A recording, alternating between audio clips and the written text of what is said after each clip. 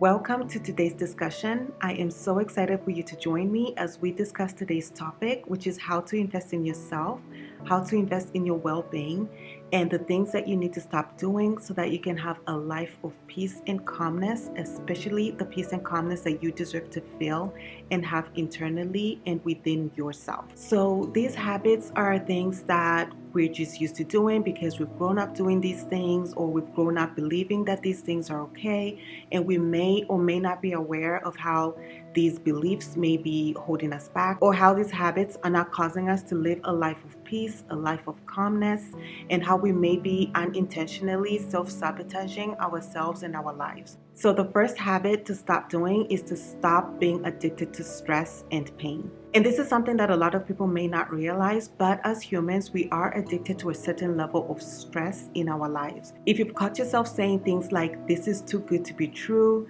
this is too calm, this is too quiet, this is the calm before the storm. If you've caught yourself saying things like that, it's because you're used to a certain level of stress in your life.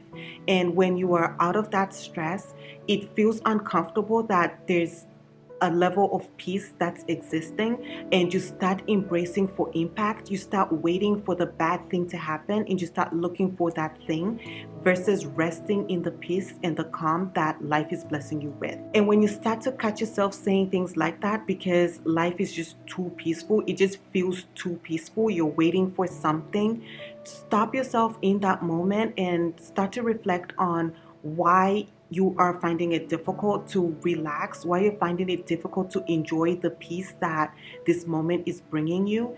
And don't beat yourself up about this, because this is something that a lot of people say. We don't realize how saying these things is having a negative impact. Saying this is a calm before the storm, you don't realize that it's you unintentionally looking for something negative. It's you preparing for something bad to happen, and you're not using that energy to enjoy what life is bringing to you. And as we've mentioned, this is something that people say, and we don't realize how it's having an impact on us or how it's affecting us. Because automatically you're in a place of negative mindset and looking for the thing to go wrong instead of enjoying this moment that life is giving you. And another point that I want to add on not being addicted to stress or pain is that don't feel guilty for enjoying life. Enjoy the blessings that life is giving you. So if you're having a moment of quiet, like work or life is not as busy as it usually is, don't feel guilty about it. Instead, enjoy it. And with enjoying life, this also goes to not feeling guilty for enjoying the good that life is offering you. So if you want the best that life has to give you, don't feel guilty for wanting the best. Don't feel guilty for spending on the best if you're able to afford the best. Don't feel guilty about it. You deserve the best, and you should not apologize for wanting the best, for experiencing the best, and desiring the best. And an example that I can give of this is, I was reading a book, and in the book, the lady gave an example of, as she was growing up as a child, she was told to eat the speckled apples first and leave the good ones for a later time, because the speckled ones will go bad first, so let's get rid of those and then we'll eat the good ones later. But the thing that she mentioned is, when you eat the bad apples and by the time you are ready for the good apples, those have gone bad. Those are speckled. They are just as speckled as the first ones that you had to eat. So the story is symbolic of, if you keep putting off good to get rid of the bad, you never really get rid of the bad, because by the time the good comes, it's not even as good as it was in that moment.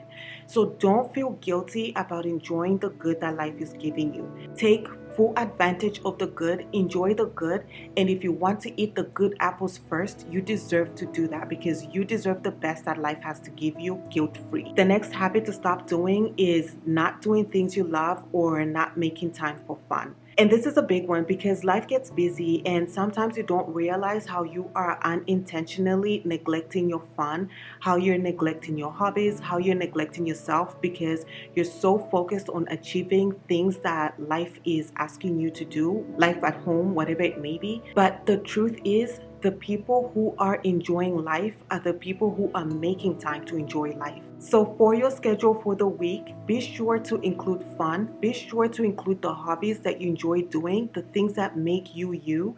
Because when you stop doing those things, you lose yourself and work becomes all you know. You lose yourself and caring for your family becomes all you know. And that's unfair to you. You were put on this earth to enjoy the blessings that life has to offer you. You are not put on this earth to pay bills only. You are not put on this earth to get things done, to make other people's lives better. You deserve just as much joy and just as much that life has to offer you. And it's up to you to make time for yourself. It's up to you to make time to enjoy the things that you enjoy doing. And with making time to do the things that you enjoy doing, make sure you go big. If you're able to afford it, make sure you go big. You work so hard and you deserve to enjoy the fruits of your labor. Go big as long as you can afford it. Be sure to spend within budget and be sure to spend wisely. But I did want to mention the importance of going big because you work so hard and you deserve it. And with going big, an example I can give is I was watching this girl on YouTube and she mentioned how she wanted to learn oil painting. She lives in London, but instead of taking a class in London, she decided to take a train, go to Italy and learn to oil paint in Italy. And she said she made an experience of it and it was one of the best things she did for herself. She took her hobby of painting, she took that desire of wanting to learn an additional skill in painting and made it an experience by going to Italy. Just imagine the memories that came with that. And this is what I mean by dreaming big. Yes, you could go down the street to the painting class or you could learn it online, your local community college, but imagine the experience of going to Italy to learn to oil paint. And this is what I mean by dreaming big. Make it an experience. If your favorite artist is performing in a different state, get on a plane, get a bus ride, get on the train, and go watch them perform in a different setting, in a different environment. It will make it that much more magical. And if you're someone who enjoys cooking and you want to learn how to make pasta, yeah, you could learn how to make fresh pasta online, or you could go down the street to a cooking class. But why not book a ticket? Go learn how to make pasta with the original creators of pasta, the Italians. Go make it a fun experience and make a vacation out of it. Just make it so memorable. And it goes beyond I learned a pasta making class, but I made an experience out of learning how to make pasta. The memories that you make from that is so worth it. The experience that you're doing something for yourself, something so enjoyable, joyful, and so exciting for yourself will make it worth it. And again, I do want to emphasize, do these things within budget. Dream big within budget. And even if it's not in the budget right now, save for it. When you're working towards something that's your dream, something that you want to achieve, it makes going to work even that much more worth it because you're working towards something. You're not just working to pay bills. That makes work feel drab, and work should not feel that way. But if you know that you're going to work every day because you're going in, you're clocking in, means you get to have an experience for you, means you're doing something bigger and grander for you, and not just to give that money away to bills or whatever. Work will not feel painful because you know that there's a benefit towards it for you. You know that you're doing something for you. So dream big when you make time to schedule fun into your life. The third habit to stop doing is making fun of things that hurt you. This is a very painful thing to do to yourself, and while you may not realize it in the moment when you're joking, you're laughing, you're really neglecting yourself by making fun of the things that are truly hurting you. Realize that constantly joking and making light of your pain is a coping mechanism to hide unhealed wounds, and this will not help you. When you are making fun of your pain, you're not acknowledging the true wound that needs to be healed.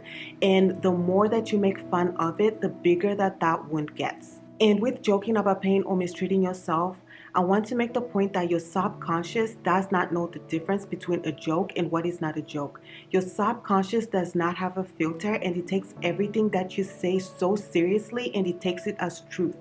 And once that belief is in your subconscious, your brain will work overtime. It will put in overtime hours for that thing to become a reality. So be careful about the jokes that you're making towards yourself, especially when you are joking about things that are truly hurtful to you. And one example I can give is a lot of people will say things like, oh, I am self-abusing. I am self-abusing, whatever. And they're saying it in a joking way, but the truth is the behavior that you are doing that's making you say, I am self-abusing, is it really helpful to you? Because the truth is, while people will say things like, I am self-abusing while they're joking, the next sentence is, treat yourself the way you would treat somebody else. You will not tell somebody else, I'm going to abuse you, and then you will not do that same abusive act towards somebody else. So why are you doing it to yourself? Why are you joking about self-abusing? Or I don't know, I can't think of any other jokes that people say right now in this moment, but just be careful of the jokes that you're saying, because when you start acting a certain way, know that your subconscious took that joke as truth and reality. If something is hurting you, acknowledge it. The best thing that you can do to yourself is acknowledge the thing that you're feeling and the true thing that you're feeling. When you acknowledge what you're feeling, it's truly a powerful way to heal, because you look past the surface level emotions. And with the surface level emotions, the example that I can give is, let's say you have a friend that does not listen to your suggestions, like you're constantly suggesting going to this place, doing this, doing that, and they're just like, oh, I have a better plan, and like you're constantly giving into what they want, and they rarely acknowledge your ideas or whatever. The surface level emotion will be, I feel hurt, I don't want to hang out with this person anymore, or I feel sad, I feel angry. Like that is the surface level emotion. But when you look deeper into what is causing that emotion, you'll realize that the truth is that you just want to feel heard. You want to feel acknowledged. That is the truth statement. Instead of making fun and you actually acknowledge what you're truly feeling or want to feel heard, you will start to speak up so that you do feel heard. And that is why when you're making light of things that are hurting you, it does not help you, because with the next group of friends, you once again experience that thing. Let's say it happens again with a different friend, and eventually you get into this state of believing you are just someone that people don't want to listen to, when in reality you are not speaking up. You are making light of what is hurting you. People are not taking your feelings seriously. So realize how these jokes you may be making, the things you're saying, realize how they may be making your wounds bigger and how they may not be helping you in your life. Another habit on this point is to stop talking down about yourself. If you are making the conscious decision to invest in yourself, this is one thing to stop doing today and right now. Your words have so much power. The things that you are saying will come to be, and which goes back to the point I spoke of. Your subconscious does not know the difference between truth and what is not true. When you speak down about yourself, your subconscious takes that seriously and it will work to make that thing happen. So instead of talking down about yourself, learn to start self-appreciating and complimenting yourself, speaking affirmations, biblical affirmations, speaking truth and life into yourself and into your being. And also start to uplift yourself with the things that you're saying. Start to uplift yourself with the things that you're believing. Start to get excited of the things that are available and that are existing for you. You deserve the best, and the sooner you start to believe the best is coming to you, the sooner you will receive it. Another habit that hurts you is unforgiveness. You are not a better person for sitting in guilt. It does not make you a better person to feel bad about whatever happened, whatever mistakes you made. It does not make you a better person. It does not change the outcome.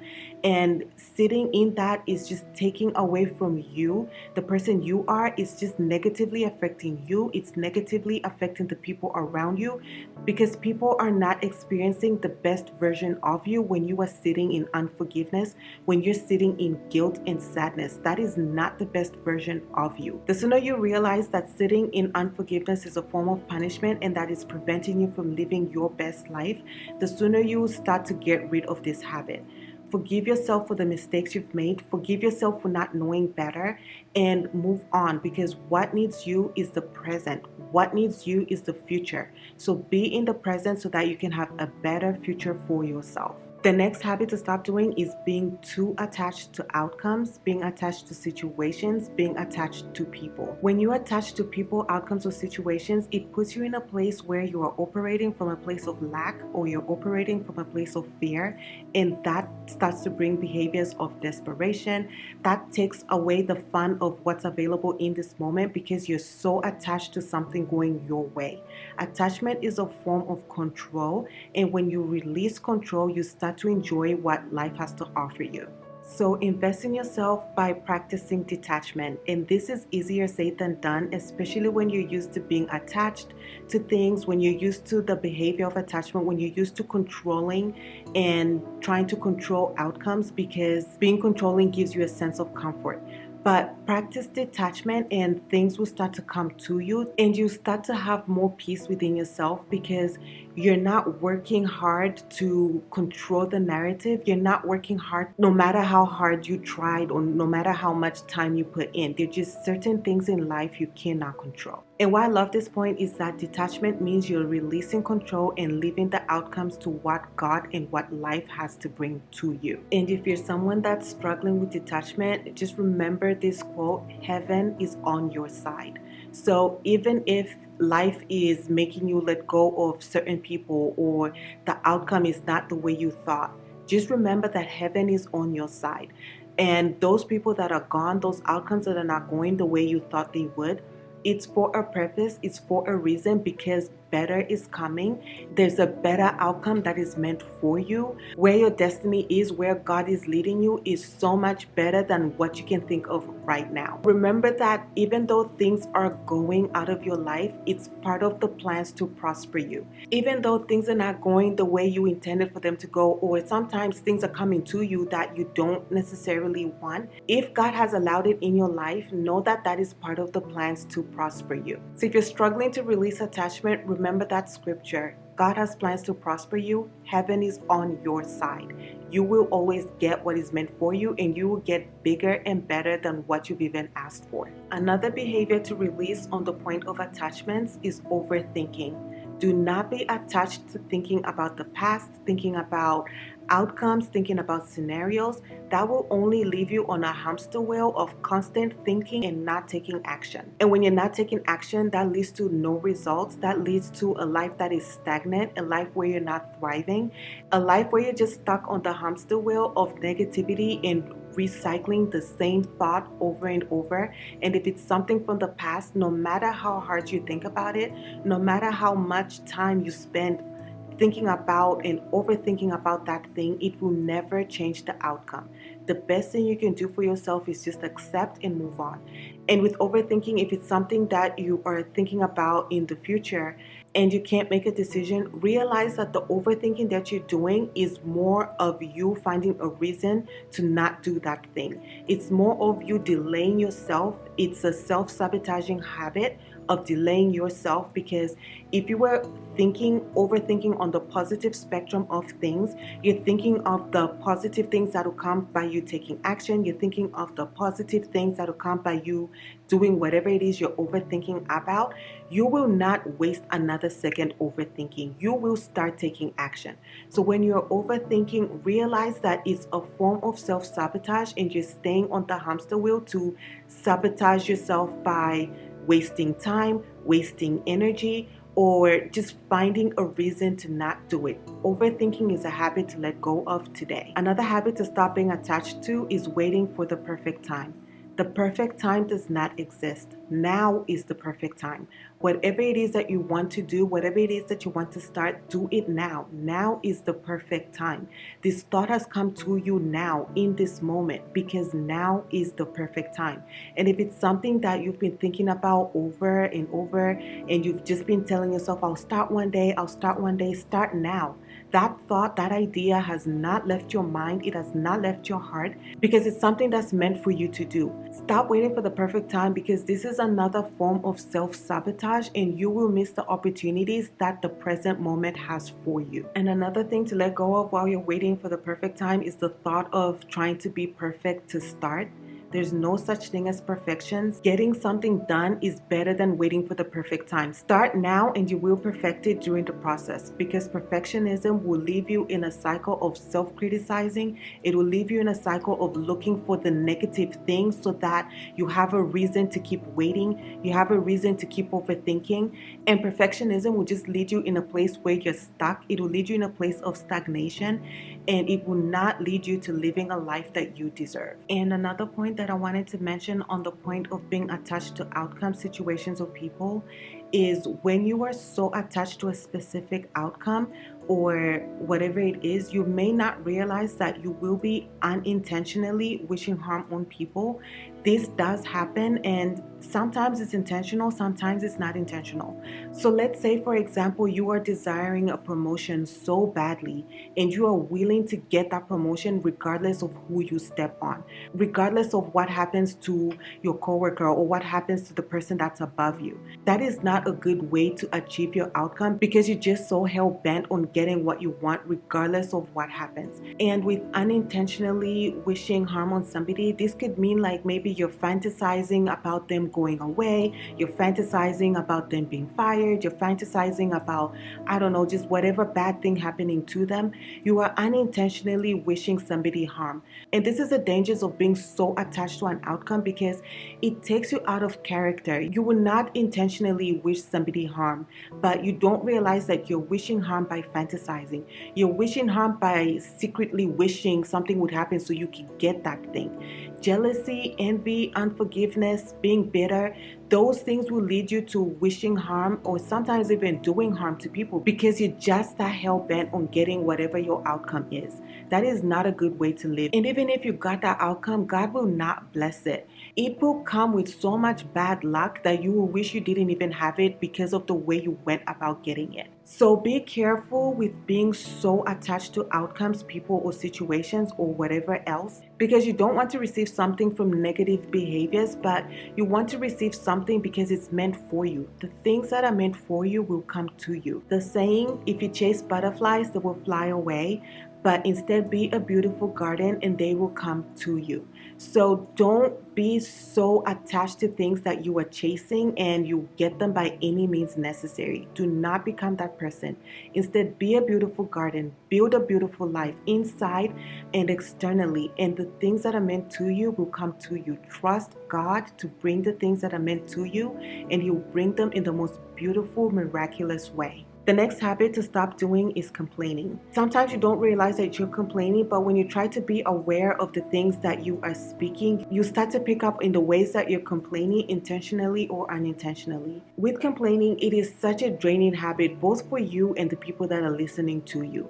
We all have problems, and when we're constantly hearing somebody else bring their problems to us, complaining, and sometimes complaining just makes you look so ungrateful. The things that you're complaining about are things you once prayed for. The things that you are complaining about are things that somebody is literally praying for. So be mindful of the things that you're complaining about, because you could be complaining about a blessing that God gave you that you once prayed for, and that is just not a good look. So instead of complaining, start to romanticize your life. Start to see the blessing in the thing that's existing that's causing you to complain, because there's a blessing if you choose to see it. So an example that I can give is, let's say you're stuck in traffic. Instead of complaining about the traffic, be grateful that you're in a car instead of public transport. Be grateful that if it's raining outside, you're in a car and not standing at the bus stop in the rain. Be grateful that this traffic is giving you a moment to spend time with yourself. So use this moment to play your favorite music as loudly as you can. Use this moment to play a book so you can learn something. Play a podcast so you can uplift yourself. Use this moment to pray to God. Maybe God made you sit in this traffic so you can spend time with Him. Pray to God. Talk to God in this moment. So romanticize your life and start to see the blessings instead of seeing the negative and finding reasons to complain. There will always be a reason to complain if you choose to look for a reason. But if you also choose to see the blessing, you will always find it. And another example I can give is, if you're complaining about the rain, let's say you don't like rainy days. Instead of complaining about the rain and how it's ruining your day, making life harder, whatever it is, pay attention to the beautiful clouds that God created, the beautiful shade of gray that Crayola doesn't even have in their Crayola box. But God is making you witness this beautiful shade of gray. So just try to see the blessings that exist, and life will be so much better when you're going through life focusing on the positive and the blessings, versus going through life complaining about things you cannot control, complaining about things you prayed for, complaining about the blessings that you have, and it just won't help you. It's a painful way to live life, and if you're investing in yourself, this means investing in romanticizing every aspect of your life, including those things that seem painful, but if you choose to turn them around, they will not be. And on the point of complaining, if it's something that is just truly painful to you, I am a big believer in acknowledging what you feel. So if whatever you're complaining about is just something that's really bothering you, it's affecting you on a deep level, take care of that thing. So let's say if you just don't enjoy cleaning your house, you just don't enjoy it. Every time you have to do it, it's a bigger chore than it really is, but it is a chore to you. Acknowledge that, and then instead of complaining, try to find a solution, because controlling again keeps you on the hamster wheel. You're just complaining with no solution. Start to focus on trying to resolve whatever it is that's making you unhappy. So on the example of not enjoying cleaning, let's say the solution is I'll hire a cleaning service and they'll clean my home once a month. They can deep clean my home so that for the rest of the weeks I'm just doing light cleaning. If let's say you just don't enjoy cooking, it takes so much time, it's painful, whatever it is, instead think of other options, such as buying pre-seasoned meals, buying already chopped vegetables, so that all you're doing is throwing that in the oven and it cooks within 30 minutes. That will shorten your cooking time. That will shorten the amount of time you're spending in the kitchen. And that's a better way of dealing with something that you're not enjoying versus complaining and doing nothing about it. Acknowledge the thing and find a solution for it instead of spending time complaining about the thing and not doing anything to make it better. The next habit to stop doing is doubting yourself. Self-doubt is one of those worst habits that you need to get rid of and that you need to stop doing right now and today. Whatever you want is available to you. You just have to believe that you deserve it. You have to believe that it will come to you. And when you believe that it's available and you are worth it, you will start to work towards getting that thing. So with self-doubt, the story that I want to use to explain this point is a story from Genesis. And this is Eve in the garden where the serpent approaches her and she eats the tree as a result of that interaction with the serpent. And in the story, we know that God created this beautiful environment for Adam and Eve. They had everything they could dream of. And this is you. God has given you everything you can dream of. Whatever you want is available right now. That dream destination you want to go to, it's available right now. That dream relationship that you have, that guy exists right now. That guy that will treat you like a princess, who will never cheat on you, who will never abuse you, who will never take you for granted, that guy exists right now. He is on earth today, right now. So as Eve is in the garden, the serpent approaches her, and the words that the serpent says is, "Did God really say?" And that's what doubt is. It makes you doubt, is this thing available for me? Is this thing too good for me? Do I deserve this thing? Did God really say it's there for me? God put you here and God gave you these desires because they are available to you. That doubt that's making you question, did God really say? Is it really available? Try to reflect on where that doubt is coming from. Is it coming from you and the limiting beliefs that you only deserve something that's up to here? Or is it coming from other people who are telling you, we don't go this far, we don't go here, we don't do this because we don't have good luck, we don't have whatever it is. So realize where the self-doubt is coming from, because as you read on in the story, Eve says, God did say don't eat from this tree.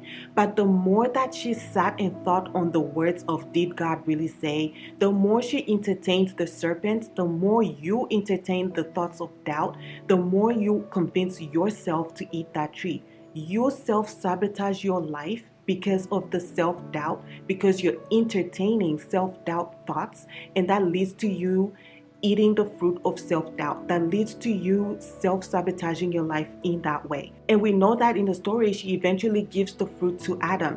This is the same way. When you have self-doubt within yourself, you start to spread it to other people. Or when other people have self-doubt, they start to spread it to you. They start to spread it to people in their circle. Try to be aware of where the thoughts of doubt are coming from and start to quiet them and limit them. Because yes, God did say everything that's in this garden is available for you. Everything that's existing on earth that you are desiring is available for you. Do not wish small, dream big. It's available for you. You deserve it just as much as the next person. And I wanted to use this example because God has the ultimate say over your life. God has the ultimate say over things that you are asking for. He will give them to you, and He did say it's available to you. And that's why I love biblical affirmations, because biblical affirmations are God's truth. It's what God said, and biblical affirmations are the best way to eliminate self-doubt today. So whatever it is that you are doubting about yourself, about your life right now, pray to God about it, and then create biblical affirmations and start to speak God's truth every time that voice of self-doubt comes into your mind. Speak God's truth, because it says it in Genesis. Yes, God did say it's available for you. And the second point that I wanted to speak on the point of doubt is comparison. Comparison will lead you to doubt yourself. So make sure you get rid of this habit and get rid of it quickly. Comparison kills your confidence. It takes the joy of what you have, what's available to you. It steals your ability to see the blessings that exist in your life, because you're focused on what somebody else has. You're focused on seeing lack in what you don't have, and that will not give you a life of peace and freedom within yourself. And when you start to compare and have low confidence, you will not feel worthy. You will start to think that other people are deserving of this good thing and you are not, because you always get what's left over. You always get the low bar stuff. And it just works against you, and it leads back to self-sabotaging. Stop comparing and just focus on what you have in your lane. The things that you have are meant for you, and they're good for you at this time. You will have that thing that you're desiring and wishing when the time is right. God will give it to you when the time is right. It will be provided to you when you're able to manage it, when you are ready to receive it. And it goes back to the quote we spoke of.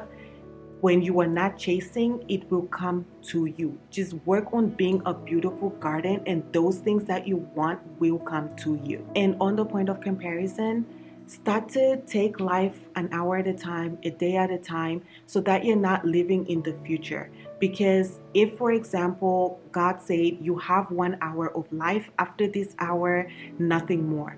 What would you do in this hour? Would you spend this hour comparing and wishing you had what another person was doing? Or would you spend this hour doing something that makes you happy, doing the thing you truly want to do? When you start to live life in the present, in your lane, and living life with the thought of, if I had this hour left, let me do the best that I can do. Romanticize my life like we spoke of.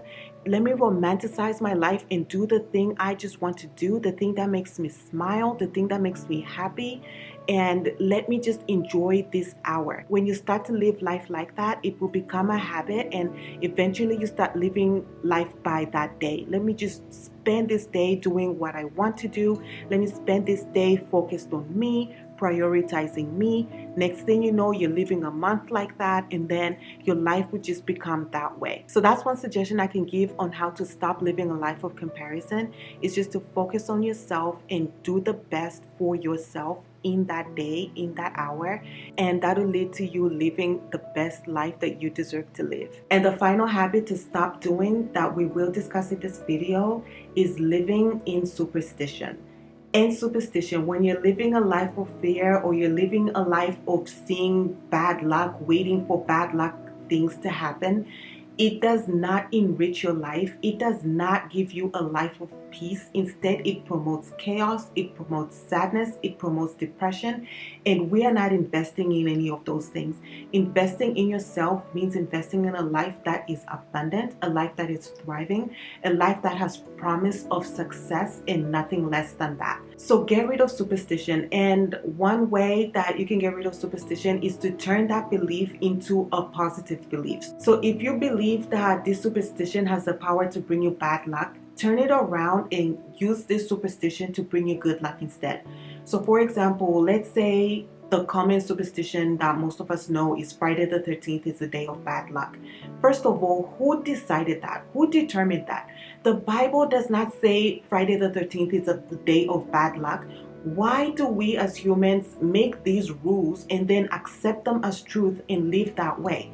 That is an unfortunate way to live life when you are waiting for a day of bad luck. So instead, turn Friday the 13th to mean it's a day of good luck for me. It's the luckiest day. Everything miraculous will happen to me on Friday the 13th.